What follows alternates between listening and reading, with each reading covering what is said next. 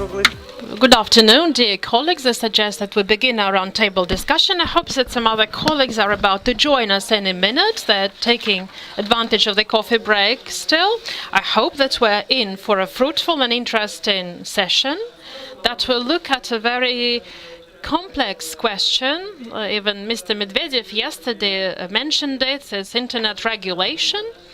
On the one hand, relationship and taken into account both national and international interests, international law application, whether it works for the internet, and what are the limits of the freedom that the legal community has to enforce and impose so that the regulation is efficient and effective. So we have an advantage of having a wonderful lecture room, and it'll add some officialdom to our discussion. However, I think that we'll have a roundtable discussion format. We managed to solicit wonderful panelists in presenting big corporations like Microsoft and Yandex from the United States and Russia, members of the academia and legal companies and firms from across Russia, Canada and Europe. So I think all the issues we're about to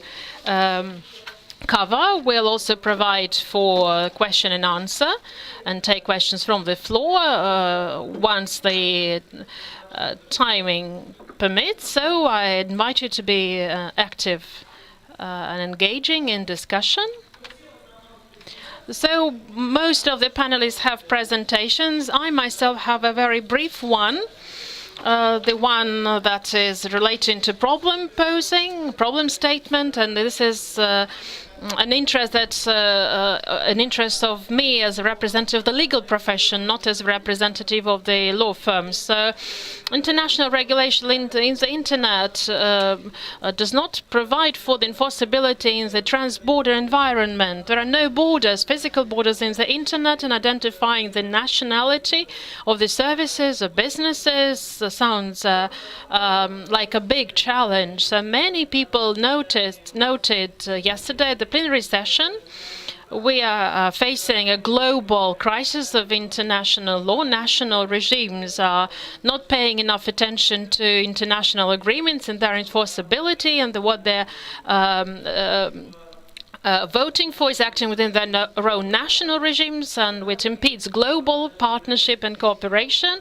And even in the EU directives, which all EU members interpret and apply differently, and we'll see that hopefully from the experience shared by our colleagues panelists.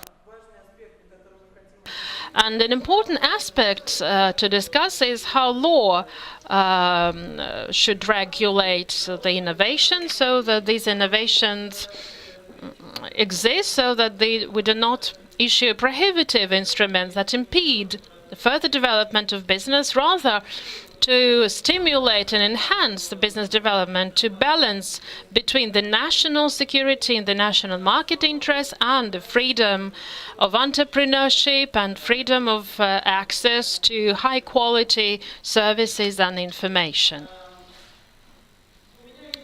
On my slide, I have a couple of examples that we are going to review.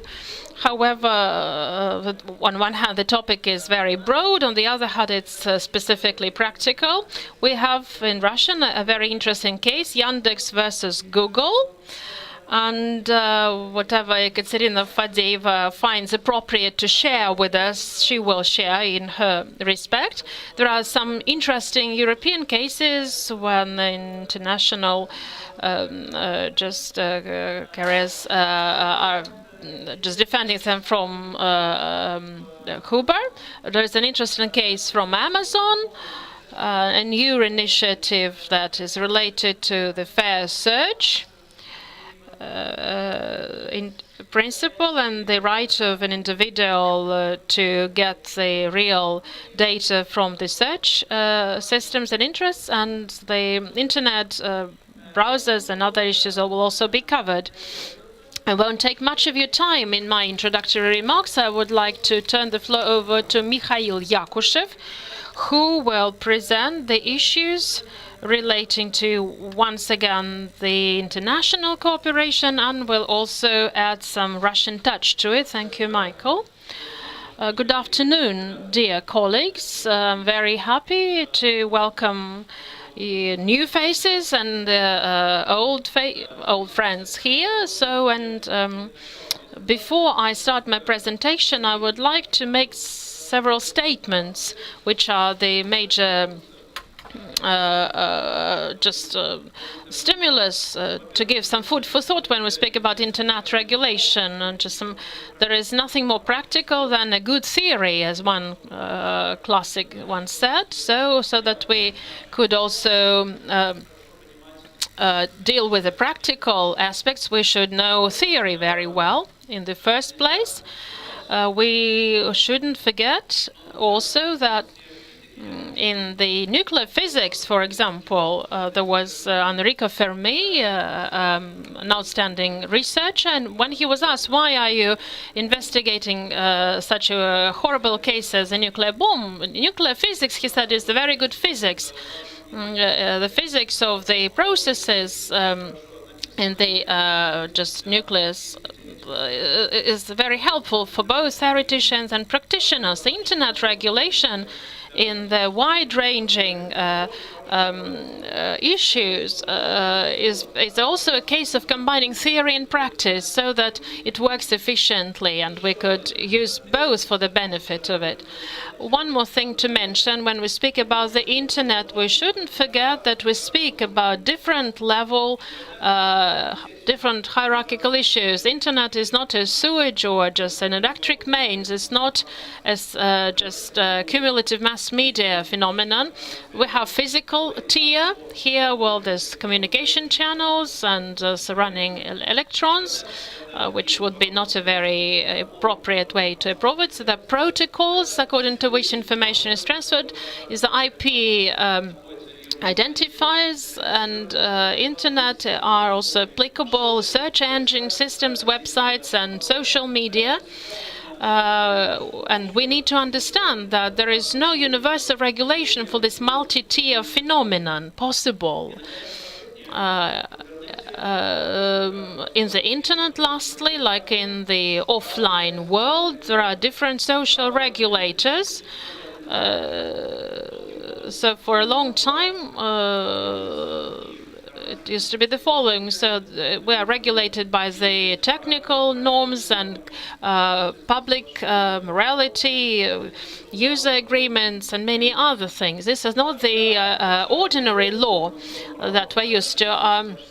I have a course of lectures for 72 hours about the internet, so just the 54 slides will fail to comprise the whole content. However, I'm going to focus on the certain major issues. I'll tell a few words about the organization I work for, and then I'll speak about the practical and legal issues. I'm vice president of the ICANN Corporation for Eastern Europe and Central Asia, which border-wise coincides with the ex-borders of the USSR. So we are just responsible for IP addresses, IPv4, IPv6, and just country domains of the first tier .ru, .su, .rf, and new domains which are very actively developing now. There are over 1,000 of them, so the internet geography is evolving considerably and undergoing dramatic change. So this is a joking, just a funny way of evolution of the internet identifiers, the IP identifiers, ranging from the most simple ones, PCs, then followed by IP addresses, domain names, and then when a human being has fully developed to use iPhone, we see that he is now using different identifiers, his social networks accounts and other things. We are not going to dig deep into that. This is even more sophisticated issue to deal with. We're going to focus on the lower tier issues. So the problem statement for the internet identification. The internet was not meant to identify those who are hooked to it, so that this identification has a legal significance, but this is a historical evolution of it. It was conceived as a technical system, and we all remember what for. However, we live in a world where wide-ranging social and public relations require stable stability, public order maintenance. Identification is necessary. There is a prohibition on anonymity from different criminal and civil code norms. So identification is necessary. What remains to be identified is whether it is universal, global, acknowledged in all countries, and should be based on the well spelled out and shared principles, or it is impossible, and if so, we need to understand why, and we need to delineate the borders of this identification, whether this identification is always so necessary, whether it should be to the extent expected, and so on. Even if we take our country's experience, we see different levels of identification, three types of digital signatures, especially in the framework on the e-payment legislation, even in the web elections. In order to be hooked to the system, our state, the Federal Security Service, required only indicating the social network account. And it shouldn't necessarily have been the Russian social media, should be meaningful, and this was a sufficient identification, and our state recognized this. Here's the example of the more precise identification. So the IP address of the 4th tier and the 6th tier, where the number of digits is even greater, and the domain name, what is our organization is responsible for. This is the domain name tree, and you can see how the domain name system is organized, and which we are dealing with. We see different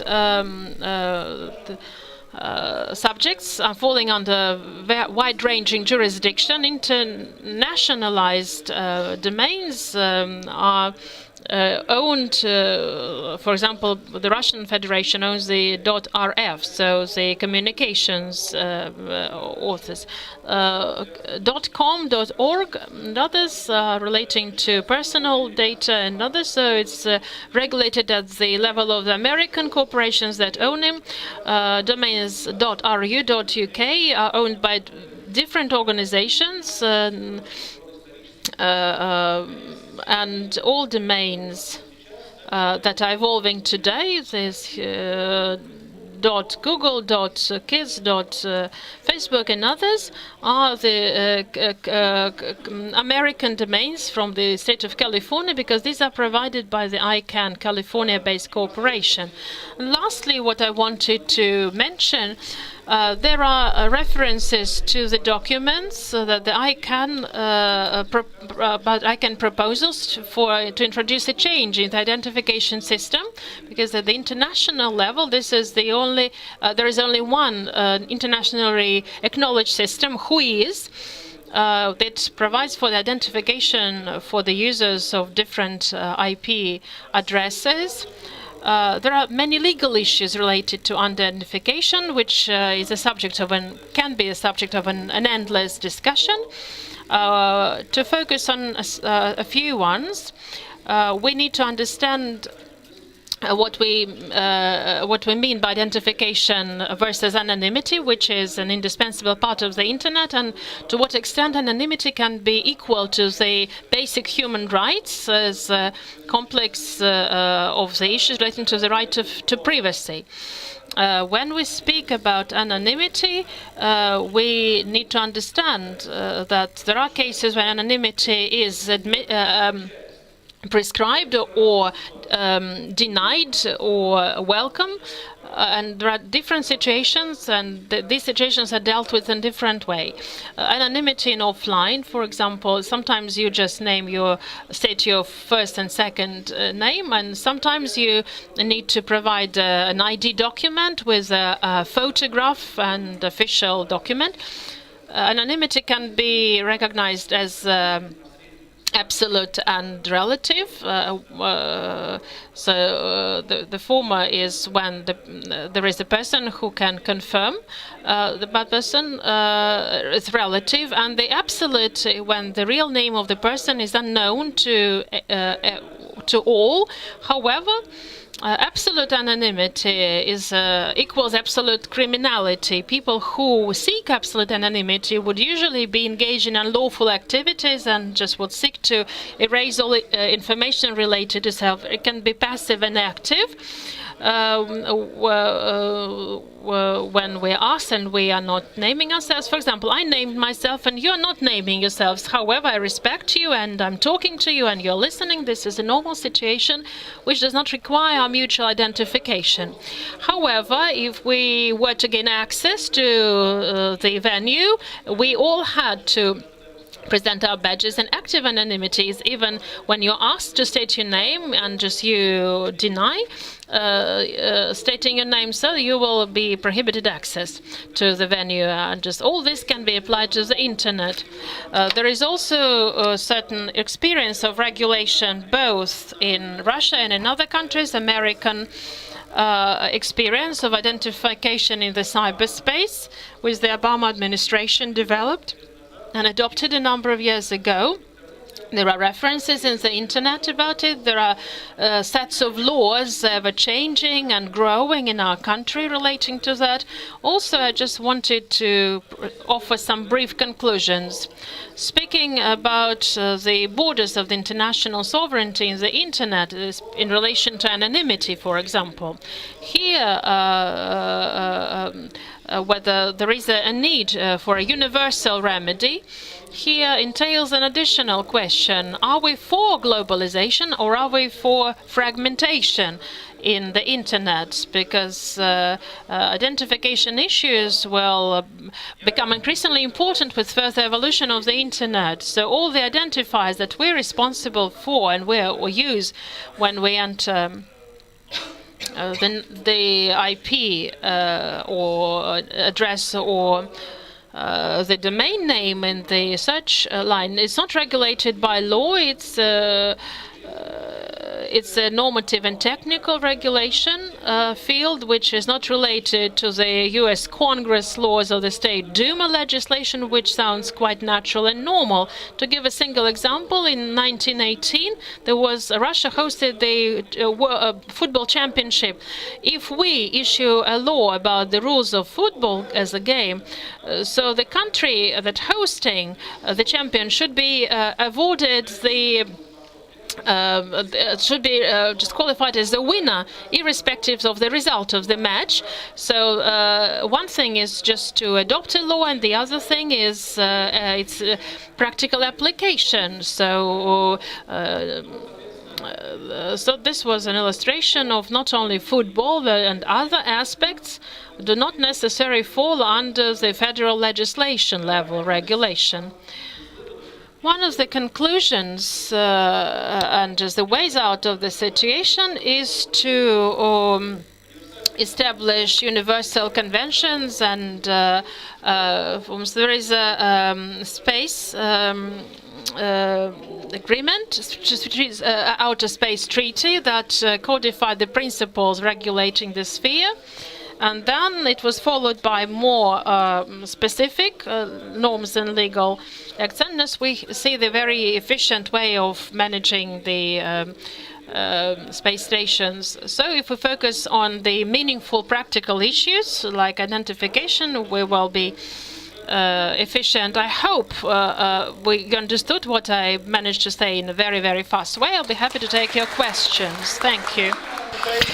Thank you so much, Mikhail. Well, and since I'm a moderator, do you think it's okay for me to use my right to ask you, what do you think about the new initiative and is introducing administrative responsibility for the violation of Wi-Fi only when a passport ID is provided? Do you think we really need this regulation, and why is this being implemented? So you would like me to debate the issue with the Minister of Telecommunications of our country, who is much more qualified when it comes to the issues of regulations than any of us? Well, I would like to refrain from this polemic, but I would like to draw your attention to the international experience on these matters. And you know that in a lot of countries in the world, people go to McDonald's also to use their free Wi-Fi, not just to eat, but you know that in other countries in the world, you have to give your mobile phone number in order to access free Wi-Fi. So there are convenient ways to use public Wi-Fi. There are other ways to use public Wi-Fi, but we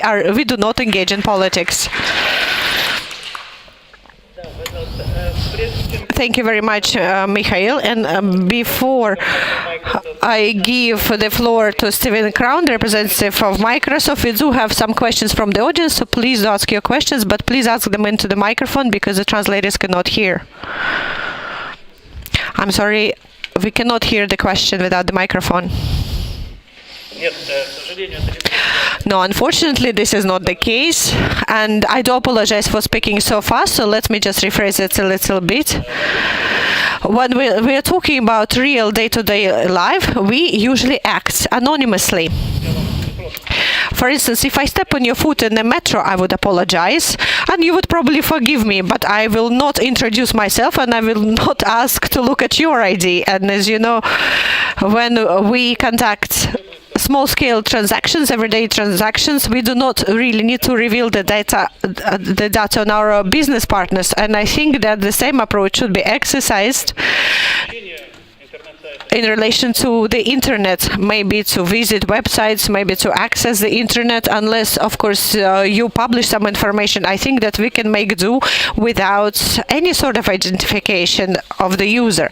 But again, if we talk about the cases which approach absolute anonymity, you know, anonymity which is sought by criminals, so that they can avoid responsibility. You know, if somebody is anonymous, of course, they cannot be held responsible unless we reveal their identity. In this case, identification is needed, especially when we're talking about civil and legal transactions, when we have to disclose the information under the contract, and if we don't do it, then the transaction will be declared invalid. Well, as you know, I do not really see that it should be a problem, either legal or technical. Well, there's users use software.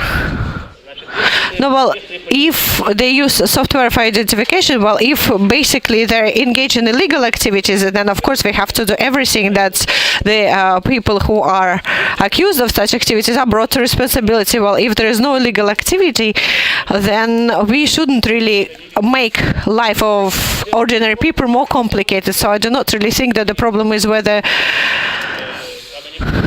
different anonymizers are used. But the problem is that probably we are not paying enough attention, and we are not really holding people responsible, people who engage in illegal control. Well, you know that the state's drug control, they usually report on the number of websites that they shut down, but we still know that the drug sales are going on, and the people are not being held responsible for that. So I think I provided you the answer. I would like to urge all of the participants of the discussion, please do not establish overall identification online to fight the corruption. Of course, it seems like a simple measure, but I think it's rather excessive. I do not really think that we need total identification of users, and I do not think we need it in Russia or in other countries. I do not think it's something that people will choose to implement, but of course, cybercrime, tackling cybercrime is another issue. But I would also like to say that anonymity online is a fiction. And it is not just a legal issue, but it is more of a technical issue. If we're talking about the technical side of things, then I have to tell you that we probably have a lot of capabilities to identify specific users, if not a direct identification, their name and surname, but at least we can identify their location and their IP address and the device that they use to access the net. So I'm against total identification. Thank you very much, and I would like to give the floor to Stephen Crown, representative of Microsoft. In light of some of the nuance of the vocabulary, but first let me say a few words to my colleagues here in Russia. Это то, что я не очень знаю Санкт-Петербург. I do not really know St. Petersburg. I did study in the Leningrad State University, so I believe I am a citizen of Leningrad, but do apologize me for speaking English because I do not really have extensive Russian vocabulary. Let me start by saying I'm a vice president in the legal department. I work in the headquarters back in Redmond, near Seattle, Washington. And I'll speak here in my individual capacity. My role is not really here working in Russia on the particular issues, but it is very much an international role working on internet issues and how we develop services to meet the needs of our customers across the globe. I think it's important for anyone to look at Microsoft. If you want to have a discussion with us, and we of course want to have that discussion with you, we must start with our mission and how the company thinks about its business.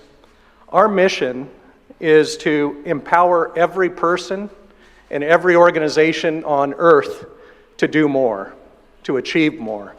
We take that literally. We think that from the smallest child who first starts playing with a smartphone or a tablet to the largest organizations on earth, our job is to help them achieve more, and that's what we are committed to doing. It's truly on a global scale. We offer products and services in more than 190 countries. We do this with the very clear understanding that although it might be easier for us to work in only certain countries, our mission requires us to engage and work in every country. Now, given the realities of engineering, the realities of business and economic opportunity, we simply cannot build 191 different versions of our products and services and do a good job at it. Internet services especially, which we view as the future of all of our lives, are going to be best. They will be strongest, they'll be most reliable, they'll be safest from a security perspective, and they'll deliver the greatest experiences if we can take the best engineers in the world, and we hire people from just about every country on earth. We certainly use a lot of Russian engineers in Redmond, including on security issues, but we believe for resiliency, for security, and for great understanding of what is needed in the various markets, we really should be building one common platform that has our strongest engineers guaranteeing the effectiveness of the platform, and then customize it as needed in various countries. These are just business and engineering realities that we should understand. And we take these challenges and these opportunities seriously. I, as a vice president, am often in conversations with the most senior people in our company on how it is we are going to conduct business in light of challenges we face around the world. But we have promised, we've committed to our employees. We have over 120,000 people who work across the globe. Under half of those are actually in Redmond. So if you think of it, we're much more an international company than a US-based company in the way we think and act. But we promise to our employees, to our end users, and to all other stakeholders that we will develop and deliver products in a way that they can trust. Without trust, we don't believe we have a future. And if we're not satisfying the demands for trust, we have more work to do. To be effective at building that sort of trust with our users, we really have grounded all of our work and we base all of our thinking on two pillars. I might be going too fast for the interpreters, I don't know. I'll try to slow down. The first pillar is respect for rule of law. And rule of law I know very well, which is why I'm not speaking in Russian on this part. Rule of law is interpreted differently across the globe. When we use the term rule of law, we think that that must include meaningful opportunity for independent review, whether it's a court or some other organization, of actions of third parties, including potentially demands or decisions of government authorities, and it must include a process that's trusted by every participant in the complaint or in the process of challenging what has just happened, with genuine opportunity to challenge the legitimacy or the fairness of demands, with real focus on the rights of all the affected parties. I'm not accusing any one country or any number of countries of not doing that. I am simply trying to make clear what we mean when we use the word rule of law in that phrase. So the first pillar is rule of law and respecting that. Our second pillar is respect for our customers. Again, if we want their trust, they are going to have to believe and experience that we respect them and do what is right by them. So we think about being transparent in our business, very clear what decisions we're making and on what basis. We also believe it is critically important that we engage with our customers, but also with governments and other stakeholders of all sorts in a principled discussion of how we overcome disagreements of how the internet ought to evolve. Global companies like Microsoft, it's the other massive internet companies as well, we understand that we need to earn the right to provide services to billions of people across this globe. We think about this very explicitly inside Microsoft, and each day we as leaders are telling the entire organization that our mission today, our number one priority for this day is to work to increase the trust of governments, citizens, and other stakeholders in our products and services. So let me then, with that as a kind of background for my thinking about this, let me say how we look at some of the things we see in the globe affecting the topic of today's panel. I'm going to mention things that are not really laws. They're not even binding norms of an international common law sort. They're really paths forward that we are seeing governments and citizens across the globe struggle with to make the internet effective for all of us who inhabit this earth. So some of the emerging trends that we see. These will vary sometimes in detail in a given country or a given region, but all of these are things we are experiencing as a global company. One of them is transparency. We think there's an emerging norm, an emerging accepted practice of companies being clear with end users how many times they're being requested by governments to provide information about users of services, including the types of demands being made and the numbers that we respond to, how we respond to them. There's another norm of sorts, and that is data residency and national cybersecurity standards across the globe. And when I say these are emerging, I'm including the United States as one of the entities that is pushing in this direction. It might not be what the companies originally thought we'd do with the internet, but we just recognize to earn trust, we need to engage in these topics. This is especially prevalent and universal in the public sector. So if you think of select government officials, they might really want to have data residency of that. They don't trust having that in a foreign data center. And it's also something that we see happening with strategic enterprises. Think of critical infrastructure, defense enterprises. These are things that are just on a global scale. People are pushing toward more data residency requirements, and that's a challenge for the companies like Microsoft who try to optimize for efficiency of where our data centers are located. Another is law enforcement access to data when they need it for criminal activity or terrorism. It's unfortunate that in our world today we see a lot more of this, of terrorist activity. I won't call out particular regions of the world, but across the globe people are saying we need this in order, as a government, to fulfill our highest duty, which is protecting the security of our citizens. Another thing we see happening pretty much globally is demand for some process to remove specifically identified illegal or objectionable content. We dealt with this previously. Microsoft and Google, among others, had a process by which we would remove from our services child pornography. We invested heavily in technology to help us be able to do that. We're seeing now demands for other types of takedown. This is a challenge for an American company because of our Constitution and our First Amendment freedom of expression law, but it is something we're engaging in. Then there's another set of emerging trends or would-be norms that we think require great investment across the globe in more informed public and expert debate. These include domestic content requirements. These can have a great effect on the ability of a company actually to meet its security promises. It can also affect our ability to deliver services that we think actually will address the needs and the opportunities, whether in organizations or for private persons. We sometimes see very broad, indiscriminate data residency requirements, things not limited to what might be national security, but rather a statement of, we don't trust anyone else, we need everything to stay in our country.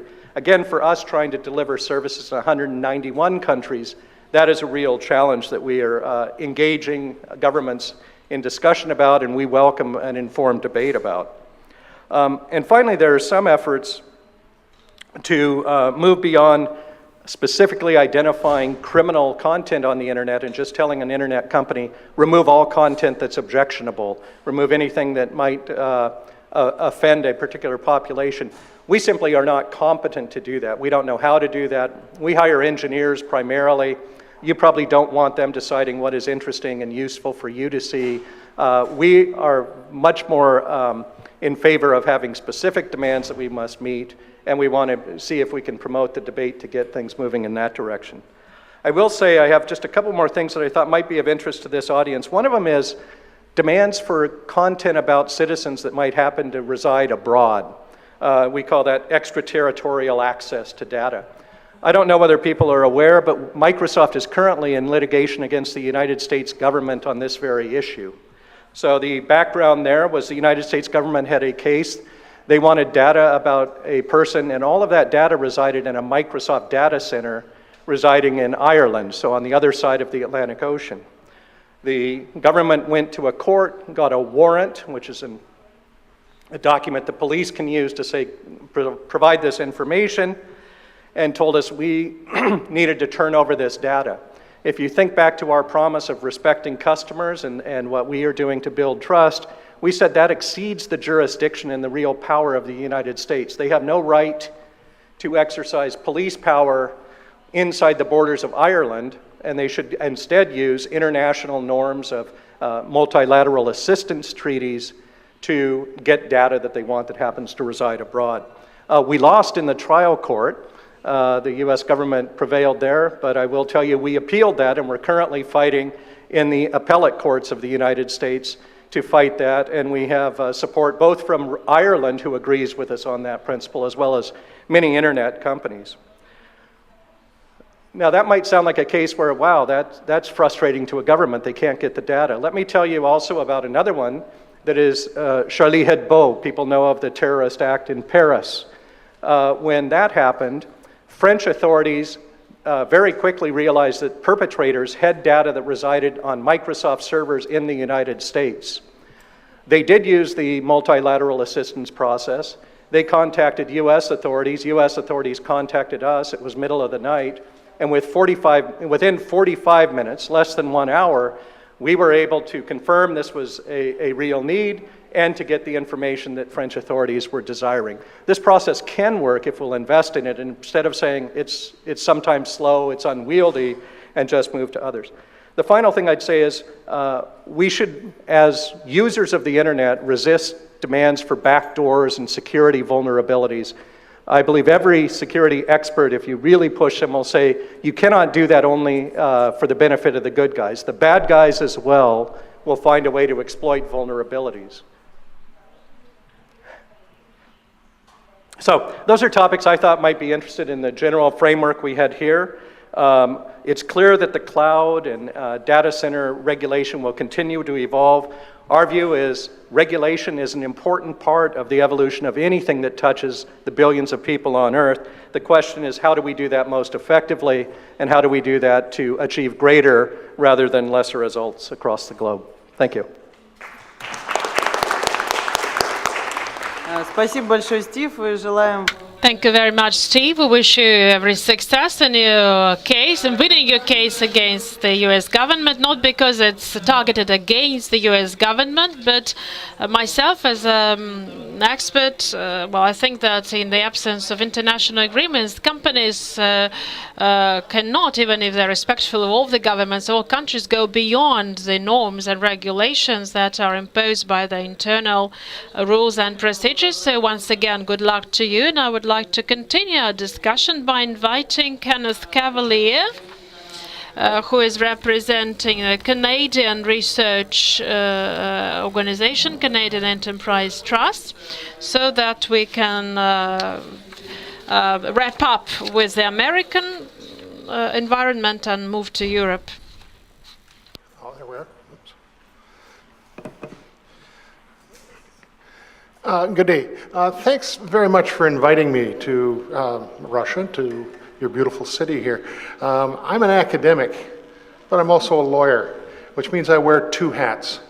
What I'll be mostly doing is talking to you about the Canadian experience today, because like Russia, we live in a very large country with our population concentrated in cities, but then spread out over vast areas.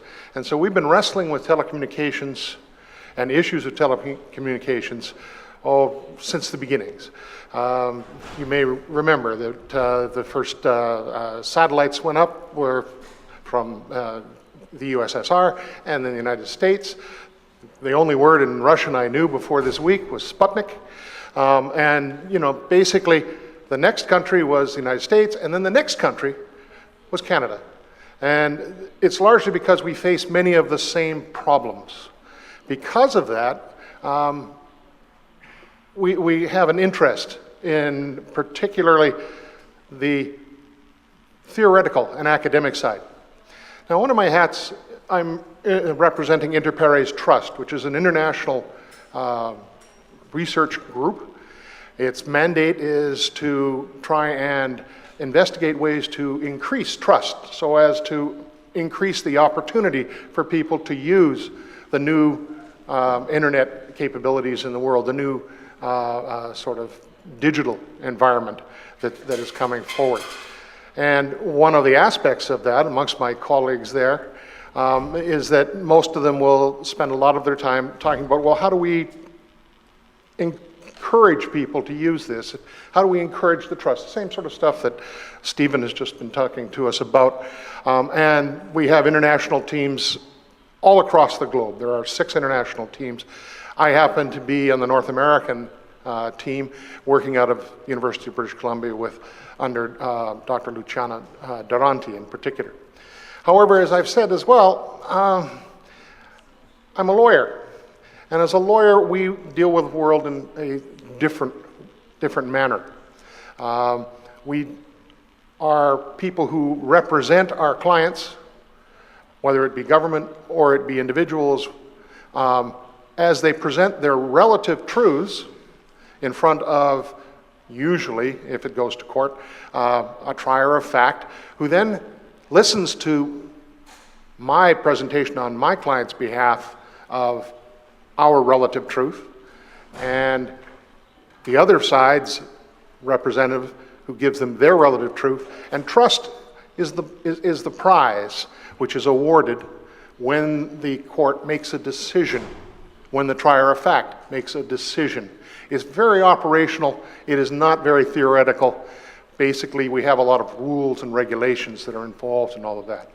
And so it's quite different from the theoretical kind of thinking that one does, that I do as an academic and as a scholar. I started as an historian. That's why there's lots of historical sorts of elements that I'll talk about very briefly. But basically, I spend a good part of the rest of my time dealing with the sort of operational thinking. When your competing truths are striving to achieve that goal of trust, what you end up happening, is essentially just a contest. And that contest, we don't always get it right, but we try to instill a number of steps along the way so that you can get it right most of the time, and when you get it wrong, there are a number of counterbalances that are there. At any rate, I've sort of mentioned that the CRTC is the Canadian Regulatory Board that was established in 1968 in Canada. It stands for the Canadian Radio, Telecommunications,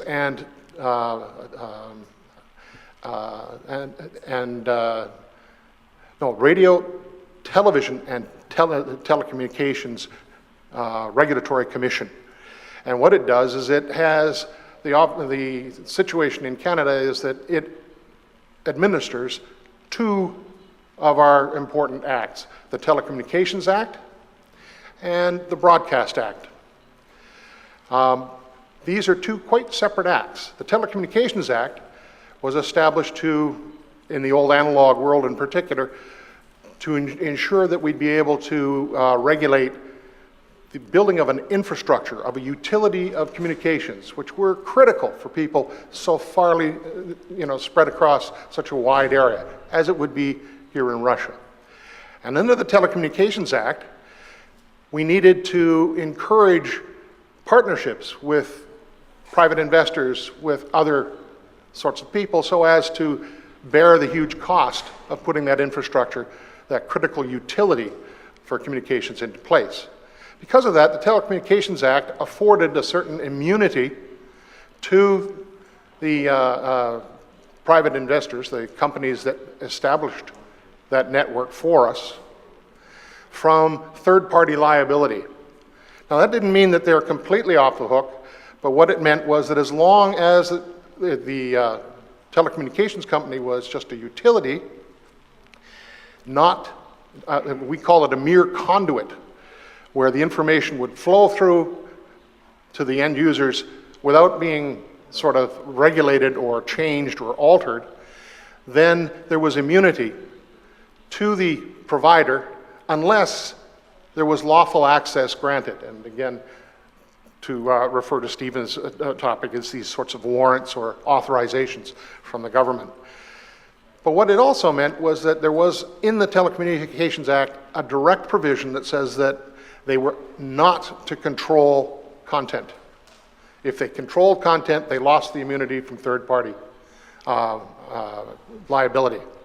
Now, with the Broadcasting Act, which is also administered by the same CRTC, well, different branch of it, but basically it's the same CRTC, what we were trying to do is deal with aims in the country to control Canadian access to bandwidth, to being able to make sure that there would be Canadian content, because we live directly above the United States. In fact, many people here probably don't think there's a lot of difference. Well, part of the reason there hasn't been a lot of difference is because most of our city people have lived within broadcast distance of the United States. So our Broadcasting Act has a provision in it that says the licensed broadcasters must, in fact, ensure a certain amount of Canadian content. So much so that we've even allowed for what they call program substitution, where if a television program were being broadcast in the United States and it was being broadcast by the Canadian broadcasters in Canada at the same time, through the cable companies, what would happen would be we would substitute the Canadian feed in for the American feed, which means that all of the American commercials, including the Super Bowl ones until this year, would be in fact lost to us. And that worked for a considerable length of time, but what it also did is it reflected the Section 3 in the Broadcast Act that content had to be regulated, that the broadcast companies or the telecommunications companies, the content providers, had to, in fact, regulate some of their content. And that all worked relatively well until we began to see convergence between telecommunications and broadcasting. Canada was cabled much, much earlier than the US, largely because in the early days, it was a way to ensure that you didn't get snowy, fuzzy sorts of images from the edge of the broadcast areas. So what we did was we brought in, as a support to the utility, cable companies. That was a different model from what happened in the US. In the US, cable companies were brought in to bring in specialty channels and things like that. That model has been imported now into Canada much more, and so we see a number of that, of aspects to that. At any rate, where this has become problematic now has been with the new digitization and convergence in the companies, so that our cable companies bought out some of the were bought out by the telecommunications companies, who were in turn buying content or even paying to have it produced. And so we call that a vertical convergence. And with the new sort of model in the post-digital era, there is very little distinction. So the old immunity as just being a utility provider, a mere conduit, has been eroded. And because of that, we now have the government struggling with that. What has our CRTC had to say about this? Well, in 1999, they said, we will, because we are also a constitutional federation, same as Russia, we will establish that we have jurisdiction within Canada for that, but we will forbear, we will at this time delay actually regulating the internet. And that has essentially been the situation in Canada since 1999, where we are not supposedly passing laws on the internet through the CRTC, to be administered through the CRTC. Now, this doesn't mean that the internet is not regulated. We have all sorts of other laws. But the idea has been that you will use the laws of general application. In the meantime, having made the claim for jurisdiction by the federal government, the CRTC still remains the official regulator in Canada. It has just gone through a huge soul searching and announced the way forward in television is the document, and I can certainly make it available to anybody who wants it. It was only released on, I think it was March 15th of this year. So within the last 5 to 6 weeks, it's a huge document talking about the future of television and where things are likely to go. At any rate, some of these laws of general application that we're talking about have been there because we need to find ways to balance the sort of rights of citizens, the needs and domain and rights of governments, and those sorts of things. But we can use a number of laws that already exist, and these include criminal code sorts of provisions. I cite this one here on computer fraud and identity theft and other cyber crimes as being one of the things in our control. But there's a number of other reputational rights and other torts. We use tort law far more often to advance the protection of the vulnerable. Some of these other new laws that have come about that are laws of general application are considered to be technologically neutral where possible, but we can foresee that there are a number of issues, again, converging around new technologies, big data, privacy issues, which make the conflict between the various stakeholders something which is a challenge which will be facing all of us as we go forward. Now, some of the sorts of other torts here we are concerned about: online defamation, product libel and tarnishment, interference with contractual relations. Invasion of privacy, of course, is the major one, and largely that has come about since the development of the safe harbor principles in the US. Canada doesn't have quite the same difficulties with First Amendment as the United States, but there still are aspects to it. What we have done is we've also instituted recent Canada's anti-spam law, which has been seen by many in the business side, many in the private sector, those same people that we often need to be involved to keep the costs down as being overly broad. We also have the protecting the vulnerable under cyberbullying laws, child luring laws, a variety of criminal aspects involved in that, obscenity and possession of kiddie porn. All of these are in our laws of general application, and these are how we generally are trying to deal with it. There are still laws about hate speech, blasphemy, and sedition in particular still on the books. So we have a number of concerns on the horizon, and I think that's what we'll probably end up discussing more with my colleagues in the panel as we go forward. But one of the sort of ones that I wanted to sort of just mention because of my own particular expertise a little before I sit down, and that is the whole notion of lawful access. I was for a year a clerk at the Federal Court of Appeal in Ottawa, and we dealt with a number of cases where there would be requests made for information, much like the case in the United States with Microsoft at this point. We've been wrestling with issues about the revealing of subscriber information, the denial of service, those sorts of things for a number of years in our courts. And our courts have been marked by a sort of great Canadian sort of activity, and that's trying to hit the middle of the road, trying to strive for balance amongst all of the various stakeholders. You may ask, well, why do we do that? Well, to make a poor joke to sit down, it's because we're Canadian. You go to the middle of the road either to play hockey in the wintertime or because you're Canadian, and the middle of the road is where we are most comfortable. If you have any questions and stuff, I'm more than willing to answer them. Thank you very much. Spasiba, the second word in Russian that I learned. Спасибо большое, Кеннет. Thank you very much, Kenneth. Both Russia and Canada do have a lot in common. We also have love our anti-spam legislation dearly.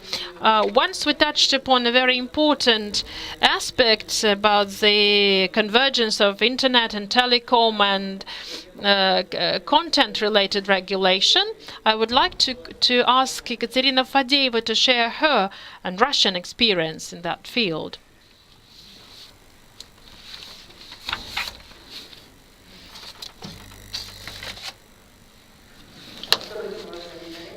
Good afternoon, dear colleagues. Indeed, the theme of my presentation sounds quite practical, because we are one of the major companies based in Russia, and any change in legislation, any new regulation effort directly affects us. So all the new norms are being tested and tried out by us personally and practically, and I would like to share some of them with you now. So the norms of limiting information are long-standing. One, it's Article 9 of the Law of Information. It's discussing restriction of information on any carrier. So regulation, it doesn't switch.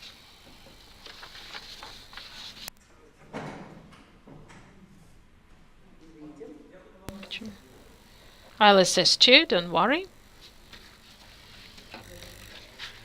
It should, but it doesn't. Oh, it does work, so the moderator working miracles. So recently it has been quite a toughly regulated sphere. There was a set of different laws and legal norms about the just restricting information in the internet. You can copy it easily and disseminate it easily, and in order to restrict access to information, one requires special mechanisms and means. So I will not really talk in great detail about the contents of these legislative articles, but I would like to say that the basis to limit the information, the reasons to limit the content or to stop the content Well, there can be several reasons. For instance, a judicial decision. This is a universal means to limit the content or block the content. It could be a decision made by certain public authorities, and it could be a requirement from the General Prosecutor's Office. You know that all of these mechanisms are mentioned in the law on information, and there are just slight variations on their implementation. I have to say that they're described in a lot of detail. They're enforced by law enforcement authority, Roskomnadzor, and I have to say that a lot of the resources which publish this information, they can receive a request or they can voluntarily limit access to such information. If it doesn't happen, then a universal instrument is to limit access to any information on the internet which is blocking this information. So what can we block? We can block the actual information, we can block the resource. As you know, information is usually stored at a certain address, so we can block a web page with this information, or we can block the entire informational resource. So we do have a mechanism. There is a mechanism to remedy the situation. For instance, there is a mechanism we can, if we address this issue, then we can apply to the government to remove us from the register of such illegal information. But the Article 9 also mentioned other ways to do it. But as you know, any judicial decision which was made illegal can be sent to the enforcement authorities, and then again they can enforce this mechanism which was envisaged in the law. In any case, law enforcement authorities, when they reveal information that violates the law, they can ask any general jurisdiction courts to limit access to this information. So prosecutors, as part of their surveillance work, when they reveal such information, they can have, of course, different reasons to limit access to this information. Usually they're talking about extremist information, so they contact courts of general jurisdictions, they file lawsuits in order to limit the access or to block the access to this information. It's not just any blocking, but they use IP address filtration. So basically, they filter the IP address which hosts the resource. So what happens in this case? I can tell you that, well, if I talk from my practical experience, and I think a lot of the hosters, a lot of the owners of large resources know about this.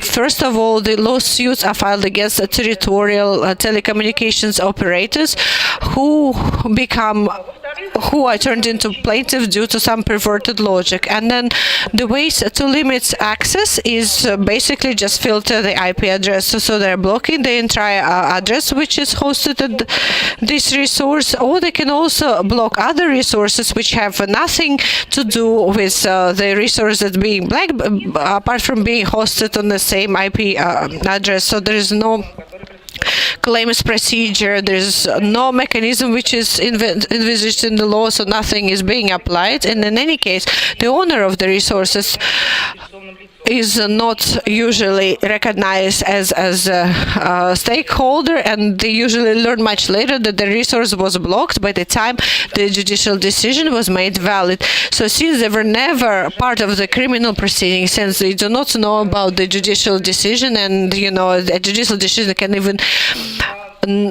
be made secretive if they deem that the information was extremist or terrorist related. So they have to go to Khabarovsk to basically restore the cassation period and to basically try and become the participant of the legal proceedings. So this is not easy to do, and it is not a trivial thing. So all of these problems, I believe, can be addressed through a single mechanism. And if the owner of the resource complies with the request, if they have to receive the information so that they can appeal, or they can comply with the decision. As you know, Yandex, just as any large information resource, implemented the system of accepting the claims, of dealing with requests to limit access to the information. We've developed a very good working procedure, and nobody needs to block Yandex. at all. But again, I have to say that it is getting much harder for us to talk to the prosecutors.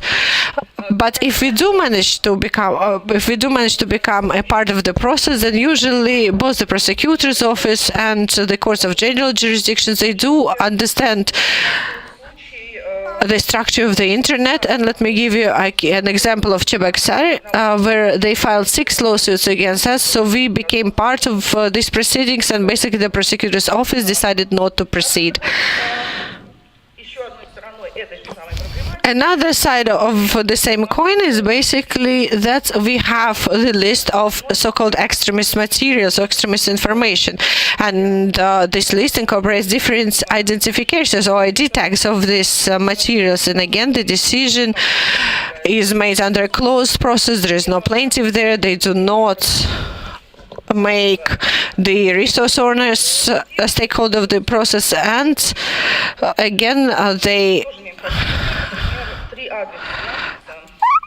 just do it at whim. Basically, although Yandex doesn't really have a hosting, we are a search engine, so we basically just provide links to other resources online, but 3 of our addresses ended up on the list of these extremist materials. Of course, there are no extremist materials located at these addresses, but I think a lot of you will understand what I mean. One of these links is a general address or location of the resource that stores cached or cache internet web pages. The information there is updated, so it cannot contain any sort of extremist materials by definition, and we cannot really. This is just a basic URL address for the service. And the second address which was on the list is that the prosecutors found a video which was on the list, but they used the video search function on Yandex to find this video, and what ended up on the list is basically yandex.ru. Again, we didn't violate any law there, so we appealed. We became part of the process, but even though the decision was made in our favor, there is no procedure for our address to be removed off that list. And I do believe that these sort of situations could have been avoided had we harmonized the law, had we resolved conflicts of law.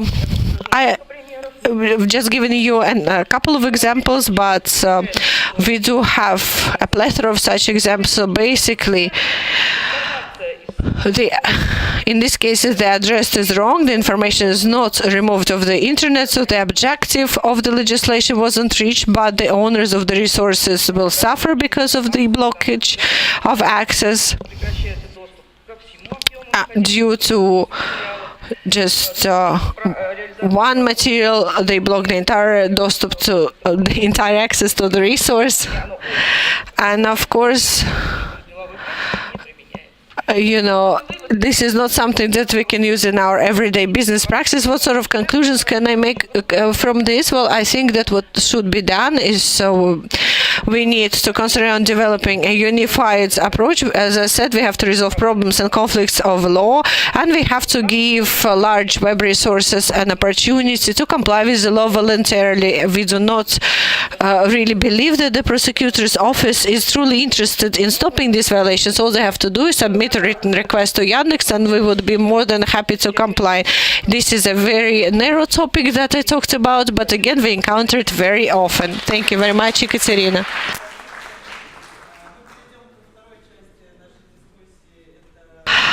Okay, Ekaterina, the second part of our discussion is the protection of national markets and whether it is possible for the law to stimulate innovations on the internet, how we should protect the national content online. Could you please illustrate it by using your own experience? Well, this is a slightly different topic for me, but when it comes to our public position, I think Yandex makes it very clear. We do try to explain it using different public platforms, and I have to tell you that what we do is not something unique.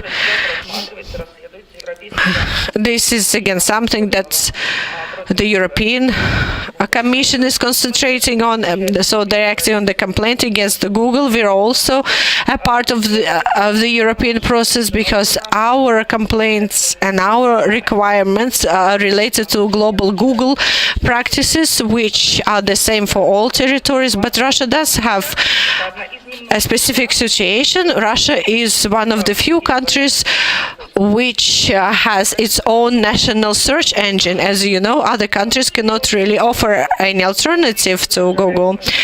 So what we do, we really object to unfair practices that Google uses. They really limit the access of their competitors, of competing search engines to the platforms where Google is a dominating search engine. For instance, the mobile search engine, Android search engine.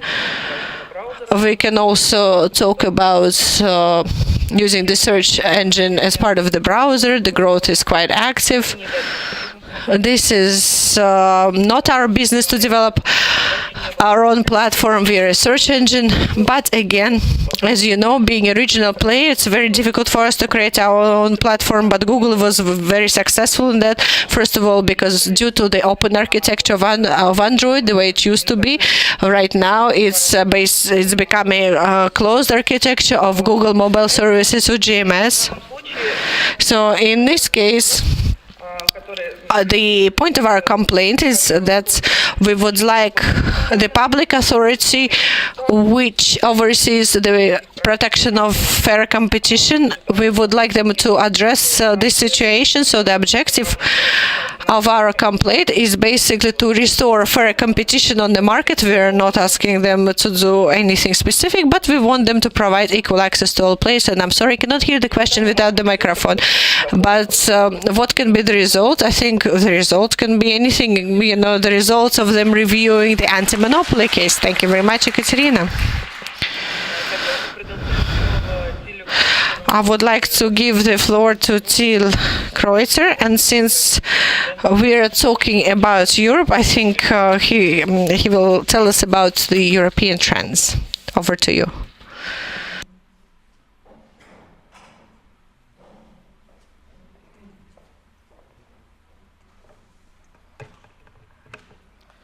Yeah, first of all, I'd like to thank the organizers and MegaFon especially to bring me here to this very nice conference, very interesting, and to this beautiful city. I've never been there before, and I really appreciate that.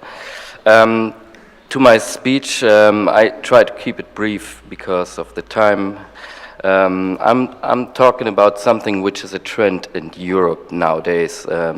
And this is that courts, especially extraterritorial courts like the European Court of Justice, are not only developing existing laws anymore, but they create new laws, new regulation, especially when it comes to the internet context. And my question is if this kind of creating cross-border internet regulation with judiciary means is a good way to handle online regulation. And I want to exemplify it on the decision of the European Court of Justice's decision about the right to be forgotten. I've got two aspects to go into, or three. One very briefly about the background of that decision, and then I will address two general questions that are raised by this specific ruling by the European Court of Justice, which might be very important for further internet regulation approaches. First of which is, should courts have that power of decision to create new laws, new regulation themselves? And the second one is even more broad. Should online intermediaries have the mandate to decide about conflicts between third parties that affect fundamental rights, like Google was asked in this case about the right to be forgotten? They have to take very important decisions for the affected parties.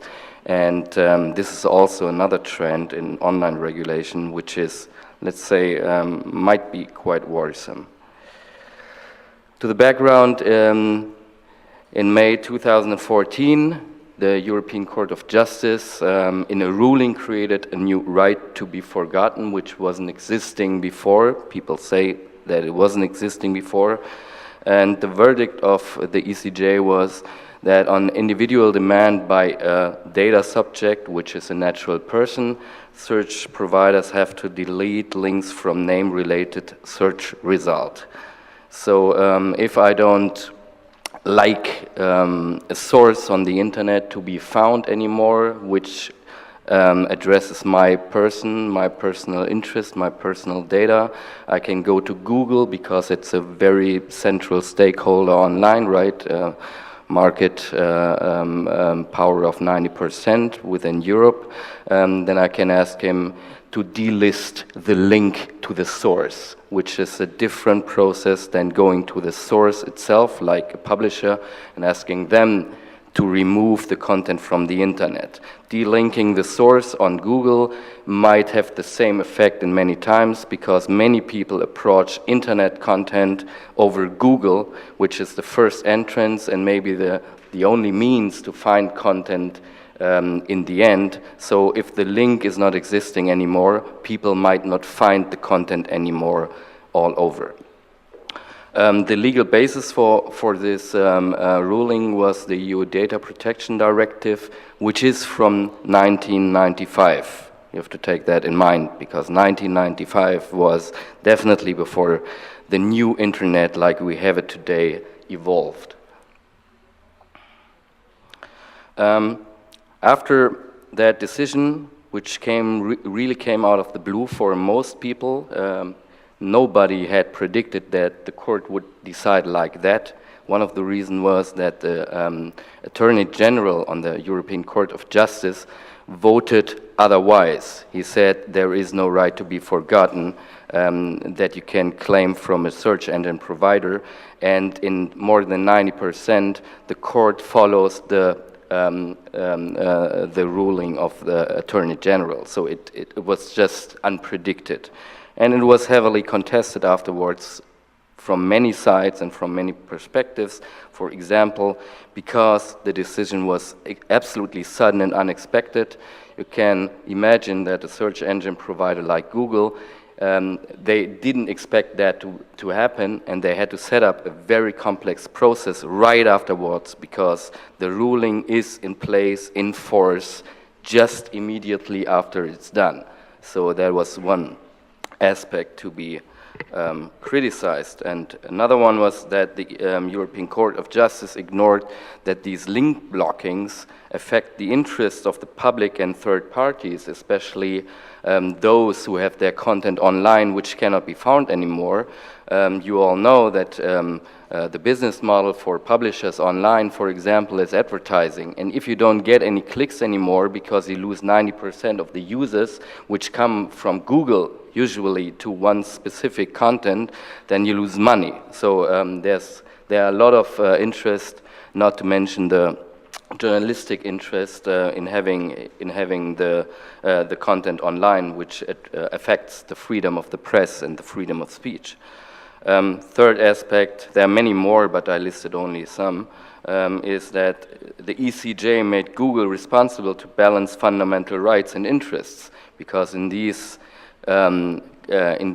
processes where somebody comes and says, I want this link delisted, there are other people's interests involved, and now it's Google to decide about this question, whether it is feasible or not, or whether it's legitimate to delink or not.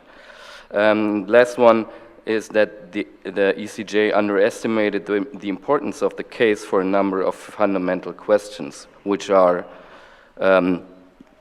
a lot, but I want to address two of them here. At first, the question, should courts have this power of decision in the first place?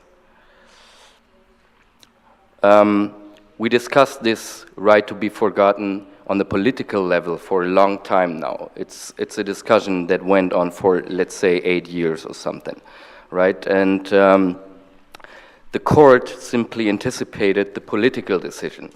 And they made a decision which is, there was no discussion about it. There was no, predictable outcome like that.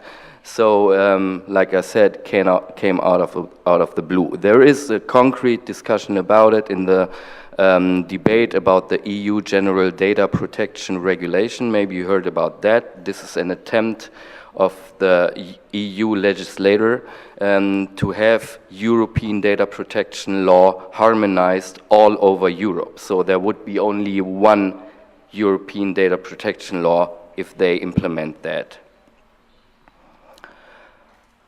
The question is whether this is a good tendency or not. Fact is that judiciary and legislative or political decisions based on completely different principles and are taken in different processes, which might be obvious, but I underline it again because it's an important aspect. Because of the division of the powers, legislators have the exclusive mandate to create new legislation, and courts can only interpret and transform and to a certain extent develop existing laws. So it's not their mandate to make new laws. But it's obvious that the gray line between creating new laws and interpreting old laws is a very opaque and broad gray area. Right, especially when it comes to outdated laws like the Data Protection Directive in Europe, which is 20 years old, courts have to, in some cases, create new laws in order to adapt the outdated law to a new situation, right? Because the outdated law simply didn't think about this or that constellation online. So there's a gray line whether they should do that or not. And I think there's a good reason for this distinction between the mandate of courts and the mandate of legislators. And I'm of the opinion that it's not good that courts substitute or anticipate political decisions, especially when it comes to internet regulation, for some reasons. First, political decisions based on predictable multi-stakeholder negotiation processes. At least they will in a perfect world, right? These aspects I wrote down here comply with an instrument that the European Commission just recently published, which is said better European regulation or something like that. So they said these should be the principles of regulation, and one of them is negotiations in a multi-stakeholder context. Court rulings, on the other hand, are not negotiated. The stakeholder groups that are affected might not sit on the table simply because the general public, for example, is not invited to a court hearing. And court's orders are often hard to predict, as I said before, in this case especially, whereas political processes, they take a lot time, which is a benefit and a drawback at the same time, but still they are better. The outcome is far easier to predict than court decisions. Of course, the peculiarities of court decisions have their upsides also. Courts are, for, let's say in general at least, less prone to extensive lobbying and corruption, and they decide more pragmatic and faster. But when it comes to fundamental questions, I think that the exclusive mandate of the legislator is nonetheless very important, and we have to go through these tedious political processes because it is necessary to have these discussions, to have these negotiations with the general public and all the other stakeholders. Second aspect, legislation usually is a reaction to regulative necessity, evaluated through public discussions or academic or economical evidence, etc.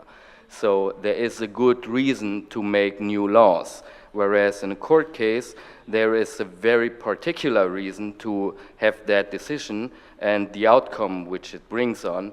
And that might be that somebody feels disturbed, like in the Right to Be Forgotten case. It was a Spanish man who went bankrupt some 12 years ago, and the links and the articles about this thing that happened so long ago were still available. So he was just simply very individually disturbed by that situation. Nobody would make a law only because such peculiar and particular happening. Legislative decisions, again from the EU Commission communication, require impact assessments, consultations, and of all involved actors, sustainability assessment, and so forth. And court decisions are only a oftentimes very subjective interpretation of the given regulation that represents a snapshot in time. So they don't look very much into the future. They decide on the legal basis that is given, even if it's outdated. They cannot decide, they cannot say, well, the database directive is not relevant anymore because it's outdated. It's existing law which is in force and they have to apply it. So to my second aspect, I go through that very quick. I hope you'll understand what I'm talking about at least. The online intermediary responsibility question, which is, a completely different aspect to the first one. It's also a strong tendency in internet law to allocate conflict resolution to private parties like online intermediaries and others, telecoms, we heard about that before. And examples are, for example, this right to be forgotten, but many more issues like host provider notice and take down obligations in case of copyright infringements, which is one of the biggest field where providers, ISPs, decide about conflicts of third parties, because there's an infringer and there's a rights owner on the other side, and in the middle there's the ISP, for example, a search engine, and they shall decide whether the content should be online or not, or whether it should be found or not. So it's a conflict between third parties. Social media network obligations is another thing, like Facebook when Charlie Hebdo or the Muhammad caricatures in some years ago came up, and there was a big religious discussion about them. Facebook and other social network providers might find themselves in the situation where they have to decide whether it's appropriate to have these postings about these things online or not, and not only whether it is appropriate because of the freedom of speech to have them, but also where to have them. Maybe they have to segregate the internet into territorial silos, because in one part of the world it might be not only legitimate but also appropriate to have this because of the political discussion or ethical discussion about it, and in other parts of the world it might be illegal. So there's a lot of responsibility for these companies to decide about very fundamental questions. The reason why regulation goes into that direction is, from my point of view, that online intermediaries are different from courts and they can resolve disputes more effectively. You can imagine if Google takes down a link to a alleged copyright infringement website, this decision has immediate impact, right? If you go to court and ask them, please ask Google to do that, then it's another step and you have a lot of formalities to fulfill and so on. The provider can take a decision and that's it, and it's immediately executed. These companies have experts for particular dispute resolution, and especially they act globally. So they can take decisions that have an impact all over the world, which no court is able to, and no legislator as well. Yet the question remains, is that desirable to allocate a lot of responsibility and power of decisions to these private actors? And I have my doubts about it, because corporations have own interests and responsibilities, at least for their shareholders. You can sing that song, I suppose. So they have own interests. They are not here to balance fundamental rights of third parties. That's not their job. That's not their meaning of existence. But they have to make a business, right? Another thing is that they have no democratic mandate. So if you don't implement a step that you have to go to the court at first before such a request can be filed at the ISP, then you have the problem of democracy and the structures there. And another thing is, which I find very important in this context, is that these extensive responsibility for dispute resolution raise the administrative costs for online services massively. The effect is enhanced market concentrations and reduced competition. For example, in the Right to be Forgotten case, Google hired like more than 80 persons, most of them legal experts on privacy and personal rights, which are working only on these cases. You can imagine that a startup or a smaller company would never be able to comply with these requirements because it simply costs too much money. And if we regulate the internet and ISPs more and more and more, the outcome will be that we have a very, very concentrated, very small market, and we will have information monopolies, which everybody complains about. So that's a side effect nobody really sees, but I think it's extremely important to have that in mind. So, my proposal could be that government dispute resolution institutions with a supranational mandate would be the better alternative. They had to be constructed and they had to be set up at first because they don't exist. There are some of them when it comes to internet regulation in the broader sense, but in many cases like copyright or privacy, personal rights, these institutions simply do not exist.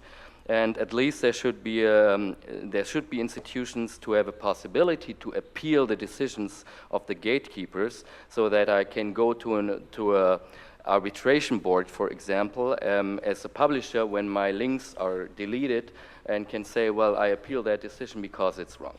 Thank you very much for your attention.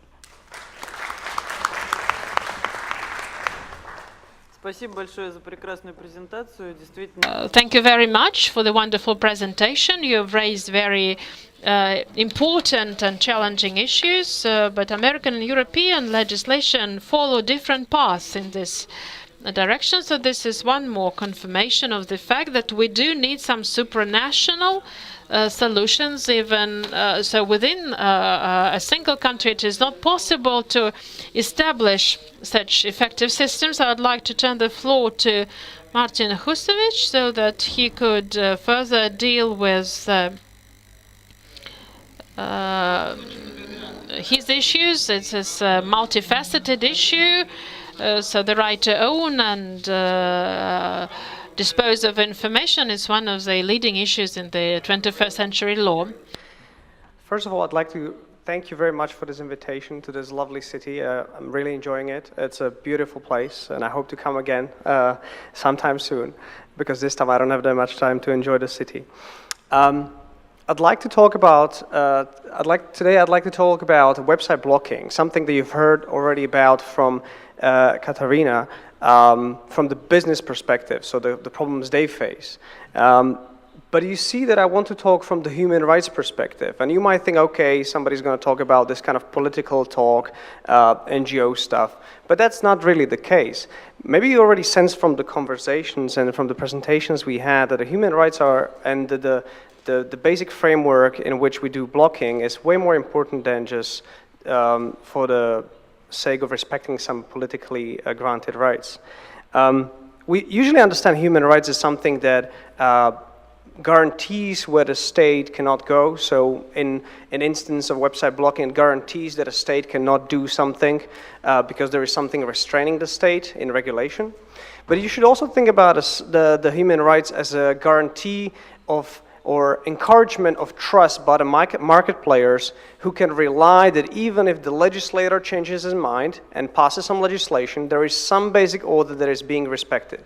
And this encouragement creates incentives for the market players to build a business. So in a way, human rights are actually encouraging the business. They are encouraging business activity, creating a fertile environment for the economic growth on the internet. So it's not only about human rights. It's also about whether we can have meaningful services. Okay, so first, let's be on the same page what I mean by website blocking. By website blocking, I mean if you implement a measure which denies access to a user to a particular website, to a particular service. So it basically means that, for instance, you want to access Facebook and your internet access provider, say a MegaFon or Vodafone or somebody else, tells you, no, I'm sorry, for some reason I can't do that. Now, those kind of website blocks might happen in different ways. One is local, so for instance, you might decide that your kids shouldn't go to certain websites because you as a parent decided so. But it can be also that parent is the government who decided that your internet access provider should block you from accessing certain websites. Now, of course, that might happen also for legitimate reasons. So there are cases where we want something to be blocked, especially because of the cross-border nature of the internet. So we want to block some extremist content that we regard as not illegal in our country, or we want to block out child pornography or something else. But it's important to have rules for those kind of cases, so the business can be carried in a proper way, and innovation can be growing. Now, this kind of deny of access to the websites happens usually when we want to block access to child pornography, hate speech, obscene content, copyright infringement increasingly in Europe. But we also see it in other scenarios like blocking access to gambling websites or internet access providers who are vertically integrated with some other content services, blocking out their competitors on their own service. So there are tons of different instances where the website blocking happens. It's not only about law enforcement, it's not only about IP enforcement, it's in many different instances when this happens. So in usual website blocking, you have a triangle of interest. So you have at least three different stakeholders. So first are the website operators. So those are the people who own or run the website that is about to be blocked. So if it's Facebook who is about to be blocked, or Yandex, it's Yandex who is the website operator. Of course, they have an interest in not being blocked and still being able to provide a service to the public, or it might be somebody who just runs his blog and wants to share his ideas. Another stakeholder, or group of stakeholders, are users. Users are you if you want to access Yandex. Users are you who want to consume some particular service, read some specific content, and get advantage of the internet as such. Now, there is also a position of and the interest of access providers, so those people like MegaFon or Vodafone or others who provide internet access. Because of course, if government decides that they should block everything, their service will become less meaningful, or also more or less stable, because they won't be able to provide access to the internet, but only to limited internet. Now, human rights do pose a limit to this activity of the state. To a lesser extent, they also pose limits on what the internet access providers can do as in their internal capacity as businesses, because as you know, human rights usually limit the governments and not necessarily private individuals, although there are some effects there as well. Two most important ones, not necessarily the only ones, but the most important ones are freedom of expression and right to privacy. Now, freedom of expression, it's something that is usually invoked by users. So users and I'm listing there Article 10 of the European Convention of Human Rights, or something that is also applicable in this country, guarantees that every individual has a right to receive information regardless of borders. So that particular human right is being impaired in case you decide to block access to a particular website. So he cannot access that particular content. Now, it also appears from the perspective of the website operator, because website operator is the one who wants to share his ideas, and suddenly you block him out by cutting him from the audience. So that person, his right to share his ideas is also being impaired. Might be legitimately, but because, for instance, he produces illegal content, but at least the scope of freedom of expression is open. The other right that is less obvious is right to privacy. If you want to block access to a particular website and you want to do it in a more sophisticated way than just DNS blocking, then you have to scan through at least some part of the packets that run through the internet. And if you do that, what you inevitably do, you monitor what users do. And in that case, of course, you engage with the privacy of users, and that might be, again, problematic. So there have been some cases in Europe in the European Union specifically, when we said to certain filtering scenarios, no, exactly for the privacy concerns. Now, I'd like to share 3 top cases on website blocking as such that happen in Europe. And of course, as you know, European Court of Human Rights is something that you're also interested in here in Russia, but what the Court of Justice of the European Union is deciding is also might be quite relevant. And what is interesting about these cases, 3 cases, that they show different tendencies, even within the court itself. So the first case is a case, actually scenario that happened to Yandex, as far as I understand. Is a case of a Turkish national, and most of the website blocking cases come from Turkey in some way. So in this case is an academic, Turkish academic, who has his website on Google Sites. I don't know whether you know Google Sites is a website where you can easily make your own website. And he was sharing his own ideas, academic and non-academic, on this site. So he set up some sub-site on Google Sites.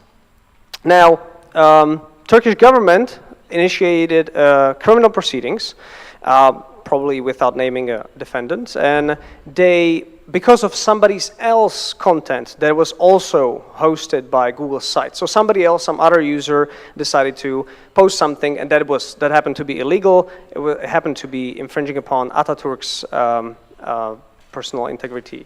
Now, what happened? The criminal court decided that we should block access to this website. And now, when the Turkish authority wanted to implement it, they realized, or at least that's what they say, the only way we can do it is by blocking the entire service. So imagine that you post something bad on Vkontakte, and because of your post, they block entire Vkontakte. So something of that kind. Now, this guy who was sharing completely legitimate content decided, hey, I don't like this, and he went through the courts and ended up before the European Court of Human Rights. And of course, the European Court of Human Rights didn't like this, and it said no to the practice. And basically what it said is that if you want to issue a block, it has to be specific, because it's a big interference with the right to freedom of expression. And has to be specific, has to create some safeguards against abuse. So of course it cannot happen, and this is what the court named collateral censorship, cannot occur. So basically by pursuing an aim of blocking an illegal content, you also block collaterally something that wouldn't be allowed by proportionality exercise. Now the second case, it actually shows some diverging some different tendencies. So second case, again coming from Turkey, somebody in Turkey at some point they blocked sort of a radio website, Last.fm, I don't know whether you know the service. And one user of that service, so he was nothing but the user of the service, so not the website operator, decided that he wants to get it unblocked because he thought it was unjustified. And the Last.fm, the website, didn't challenge that, so he decided he will do it. And he proceeded and went to the European Court of Human Rights, but the European Court of Human Rights, very interestingly, and I think in a not very good manner, rejected the case. And it said the mere status of a user is not sufficient for you to complain, which I think is problematic, and I would be surprised if it doesn't come back to the ECHR again. Again, this is chamber decision, not a grand chamber, so they might change their mind as they did many times. Now, even more interesting case is the case, a case coming from the European Court, the Court of Justice of the European Union. Well, this case was about private enforcement, so it was website blocking that was litigated in an IP dispute. In Europe, we can also litigate website blocks in IP disputes. Now, in this case, what the court said also wasn't the best what he could do, because as opposed to the ACHR, it said, well, okay, we don't care that much that they will be specific, the order would be specific, but what we care about is the users suddenly have an option to challenge overblocking. So in case something goes wrong with overblocking, users should have a possibility to challenge and probably sue the internet access provider or have some other procedural means how to basically overcome this blocking. Which is interesting because in the human rights terminology, it means that a human rights law is imposing so-called positive obligation on the state. It says you can allow website blocking as long as you guarantee that the users in their hands have a possibility to remedy collateral, what the ACHR called collateral censorship. So if you put this picture together, and again, as I said, those cases are quite, still show some diverging tendencies. The best, if you pick the best of the decisions, what you get to is the quality of the law as the first requirement that the ACHR and also Court of Justice require. So an order should be always sufficient. The law on which the order is based should be always sufficient and sufficiently precise. And the order which is granted, if it's granted by an order of the court, should be also detailed and should be specific at what it exactly blocks. It may not be that on a basis of an order you overblock something that is not in the order. That is against the freedom of expression. Second, you always have to follow legitimate purpose. Of course, legitimate purpose might be many things. So it might be national security, it might be the regulation of some other public presentation of some other public interest, or might be the rights of others, might be indecent content, or something else. And of course, what it boils to, and this is very interesting, and I really encourage you to read the separate opinion of one of the judges in the Turkish case, at the ACHR, who also came up with his own ideas, what he thinks should be required for the new other cases. And I think what it boils down to, and I think it will inevitably happen in the future, is that we will require some form of judicial review. So even if it comes from the administrative authority, there will need to be some judicial review. Even will require that those website blocking injunctions or orders or whatever they are will be always limited in time because circumstances can change. They should be always specifically targeted at specific content where you can legitimize it, and no wholesale website blocking as a general rule will be usually allowed because of collateral censorship and danger of collateral censorship. And the last thing, and this is what I'm most excited about, is the basically positive obligation of the state to guarantee that you have some safeguards. And as a user, you as a user have some possibility to go and prevent the overblocking. And I think that's all for me. Thank you very much.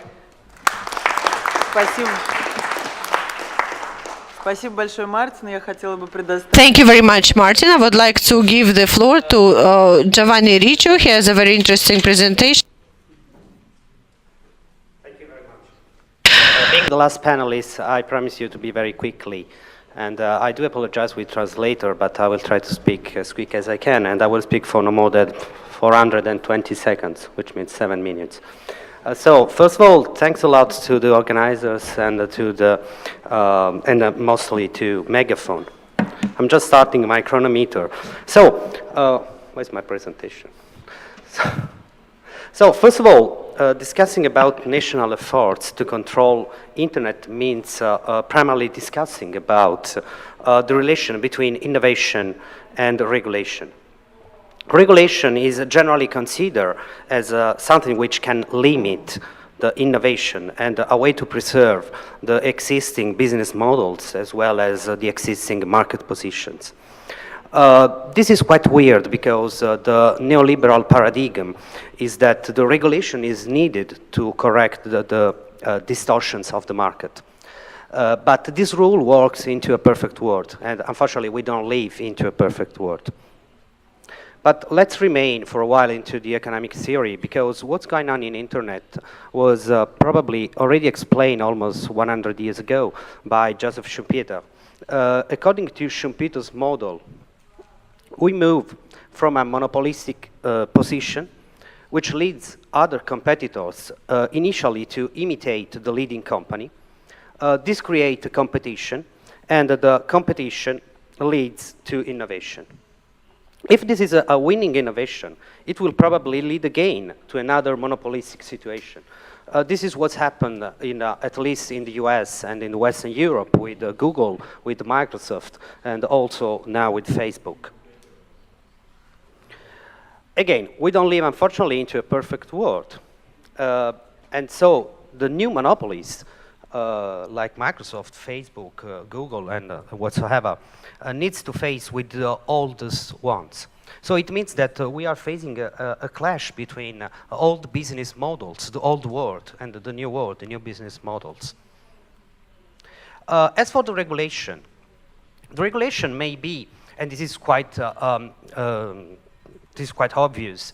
Regulation may support innovation, may limit innovation, may be indifferent to the regulation, may lead to national regulations. Let's just have some example about this. Supporting innovation. There is a case held by the European Commission in 2014. This case was between Motorola and Apple. Motorola held a SEPS. It means a standard essential patent. In other words, a patent which is essential to implement a specific industry standard. And Motorola was blocking the possibility for Apple to implement its invention. The Commission stated that Motorola was abusing of his dominant position, and the two parties agreed into an agreement. This is a case where the regulation supports innovation and where regulation and regulatory subjects works. I have no time to speak about this, so let's go. There are two cases that I would like to show you about how regulation can limit innovation. Anna has already mentioned the Uber cases. Of course, I do not have in 7 minutes the time enough to just speak about all the single cases in the single member states. The last case is an Italian case of 2 days ago where Uber has been blocked in Italy. But however, I think that the problem with Uber is not a legal problem. It's again, it's a problem of the fact that the regulation is preserving and is defending the existing positions. We have, of course, in all the countries, and almost all the countries as far as I know, administrative authorities for cab activities. And of course, this is all these regulations are made for the consumer's guarantee. But on the other hand, one should argue that the same consumer law should support alternatives which, as Uber, may be cheaper for consumers.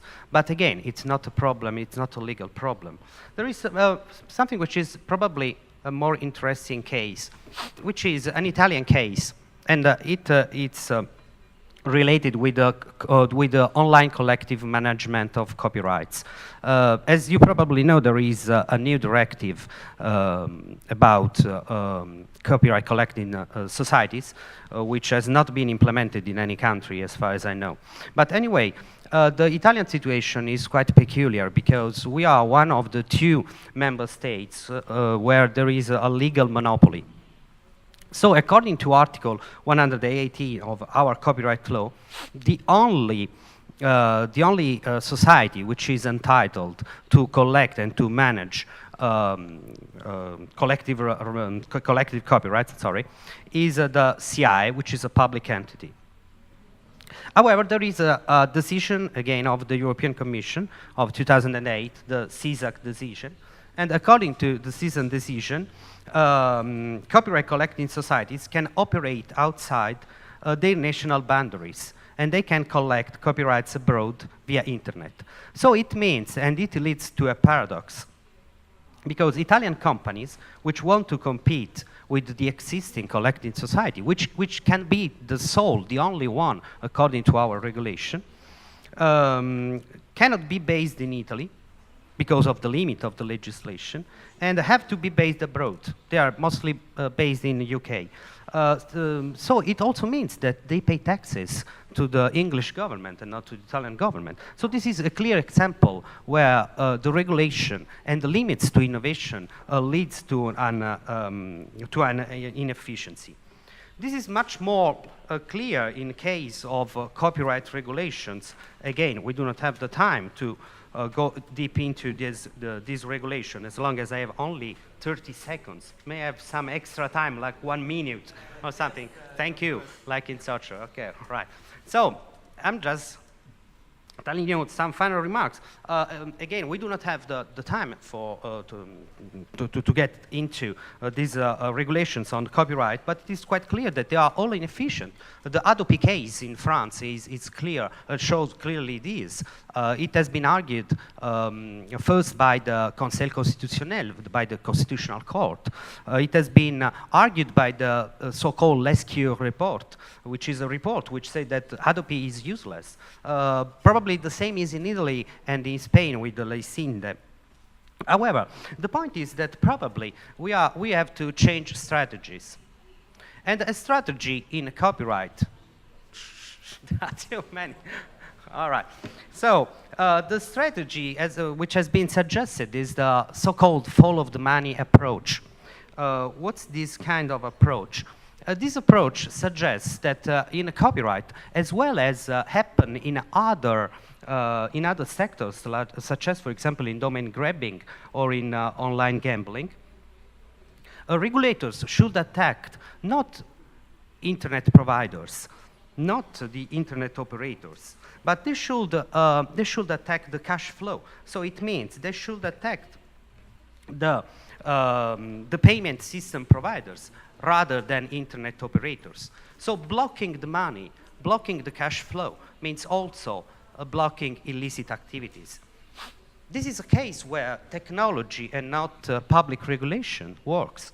But however, my final answer in the last 12 seconds that I have is that may we leave to technology the solutions of this? I think not. I do not have any conclusion, to be honest. And I do not have any proper conclusion. But of course, we should avoid, and this is clear in the Uber cases by court orders, it is clear with copyright national regulations, that we should avoid national regulations. This is what the European experience suggests.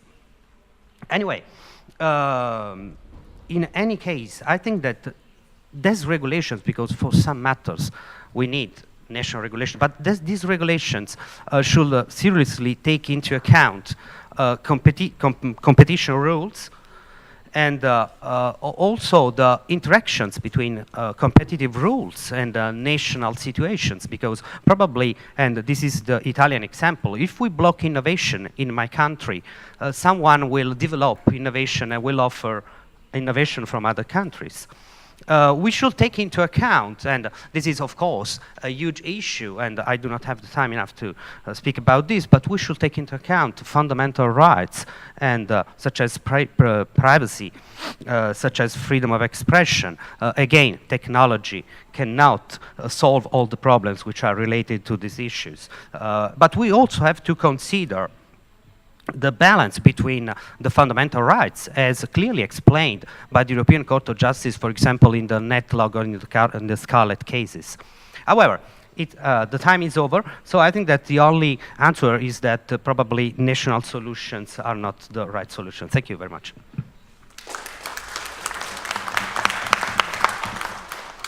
Спасибо большое, уважаемые коллеги. Thank you very much, dear colleagues. I would like to thank our audience as well. And if there are any questions, I think we have time for 1 or 2 questions. So regarding the right to be forgotten, do I have a right to have my own personal history? For instance, if somebody removes some content acting on somebody else's request, will I as a citizen have a right to actually find out about this content? Or will the history be changed. For instance, let's say Hitler's relatives will ask Google to remove all the data on Hitler's life from the web. Then what will happen to history in this case? So will it be the same as if we were burning the paper archives?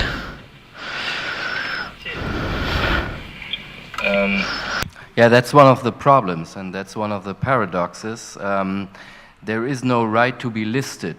On the other hand, to the right to be forgotten, right? So that's a problem to go. You don't have a claim as a publisher or a blogger or whoever else to go to this search engine provider and say, I want this to be listed again, and that comes to a lot of problems, additional problems, which is you're not a party in a lawsuit or in other proceedings. What the European Court of Justice did was they said Google shall decide, right? Google shall decide whether the balance is more on the side of the public interest or more on the side of the person, of the personal rights.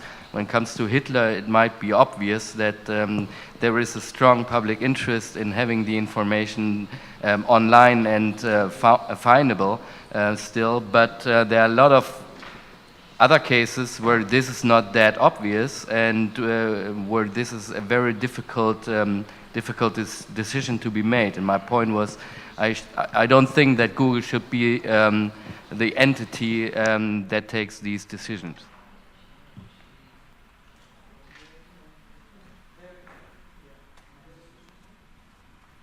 Okay. So I'd like to also respond to this one. One important thing to remember why the right to be forgotten decision is such a disaster is because search engines were not foreseen in the regulation, in the directive. So when the court decided, and it basically decided that the search engine is also data controller, there was no exception for search engines, which is slightly different for the publishers. This is what Till was saying before, but I just want to stress this. If publishers themselves still keep the information because they can justify, they do have an exception for keeping that particular information online. It's just that the search engine, because search engine doesn't have that kind of a public interest exception, it has to delist, and then leads to the problems that Till just mentioned. So if we update the legal framework and include them somehow, this might not be of a concern.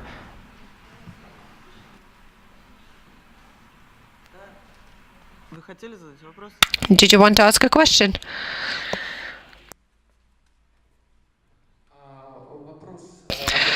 My question is to Mr. Husevitz.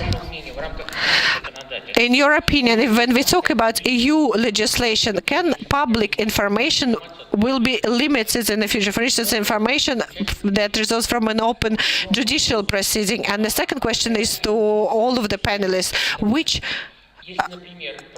jurisdiction does internet fall under? For instance, does a EU citizen have a right, and can they ask for this information to be published from a Russian provider or a Russian company, or a Russian citizen whose rights are being violated under the legislation of the Russian Federation, or can they demand this information to be blocked, say, on the UK server? And, for instance, if somebody's been defamed on a website, say in the RU domain, in the RU domain, which is owned by an Irish company, but which is housed somewhere in the Banana Republic or under the Australian jurisdiction, which court should they contact? Let me just answer the second question. So well, there is this extraterritorial principle dealing with such requests, and Martin, I think, can answer the first question. I actually ask for clarification because I'm not sure I got the first question. So could you clarify what you exactly meant?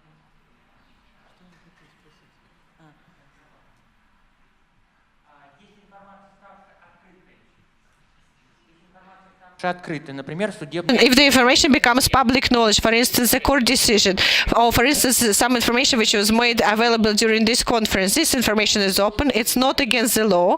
So can any citizen demand that this information be blocked in the future if it became public? Because there was a very interesting incident in Germany, which you probably know about, where a footballer? I'm really sorry to interrupt. The simple answer is no, but we are running out of time. So I would like to thank all of the speakers for a very interesting debate. I would like to thank all of the participants of our roundtable discussion. So those who own the information, they own the world, and that's what we understand more and more with each year. Thank you very much.